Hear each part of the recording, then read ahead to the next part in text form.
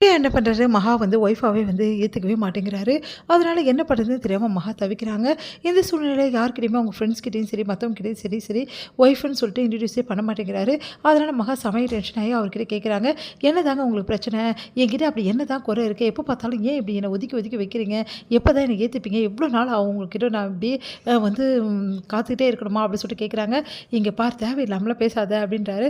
அப்போ வந்து சொல்லுங்க என்ன விஷயம்? என்கிட்ட என்ன குறை இருக்கு? முதல்ல கண்டுபிடிங்க. அத நீங்க சொல்லிட்டு அப்புறம் என்ன வேணாலும் பண்ணுங்கன்னு உன்கிட்ட நெறைய குறை இருக்கு. முதல்ல என்கிட்ட ஆர்கியூமென்ட் பண்ற. ஏத்து ஏத்து என்ன பேசுற. அது மட்டும் கிடையாது. ட்ரெஸ்ஸிங் சென்ஸ் எப்படி பண்ற பார்த்தியா? என்னமோ அந்த காலத்துல ஆள் மாதிரி பண்ணிட்டு இருக்க.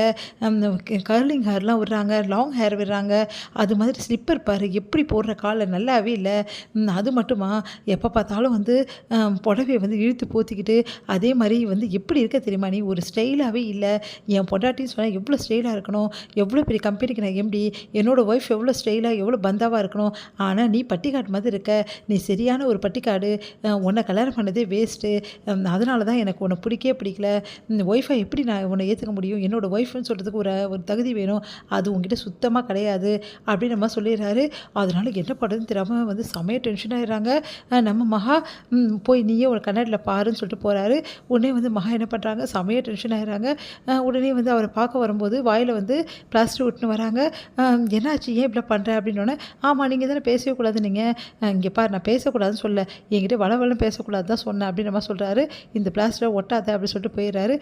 உடனே வந்து மகா என்ன பண்றாங்க, ரொம்ப அழகா வந்து ட்ரெஸ் பண்ணி சூப்பரா வந்து அப்படியே வந்து என்ன பண்றாங்க, லிப்ஸ்டிக்லாம் போட்டு அதே மாரி முடியெல்லாம் கர்லிங் பண்ணி ரொம்ப செமையா வந்து ஐஸ்வர்யா வந்து அவங்கள ரெடி பண்றாங்க. இந்த ஐஸ்வர்யா வந்து ஒரு கட்டத்தில வந்து திருந்திடுறாங்க. மகா வந்து அவங்களுக்கு டோட்டலா வந்து எல்லாருக்காகவும் சப்போர்ட் பண்றதும், அதே டைம்ல வந்து அவங்கள வந்து தப்பா பேசினவங்கள வந்து வெளுத்து வாங்குறதும் பண்ணிட்டு இருந்திருக்காங்க. அதனால ஐஸ்வர்யா வந்து மனசு மாறி மகா நல்லா இருக்கணும் அப்படின்னு சொல்லிட்டு நினைக்க ஆரம்பிக்கிறாங்க. அதனால என்ன பண்றாங்க, ஐஸ்வர்யா அவங்களுக்கு உதவி பண்றாங்க. "நீ கவலைப்படாத மகா. நீ பாரு என்னோட தங்கச்சி வந்து யாரும் ஸ்டைலா இல்ல, நல்லாவே இல்லன்னு சொன்னாங்களாம். இப்ப தெரியுதா என் தங்கச்சி எவ்வளோ அழகுன்னு சொல்லிட்டு" அப்படி சொல்லிட்டு கூட்டின்னு வராங்க ரெடி பண்ணி. பார்த்தா மகா அவ்வளோ அழகா ஹேண்ட்ஸமா செம்மையா இருக்காங்க. பார்க்கறதுக்கே அவ்வளோ ரிச்சா இருக்காங்க.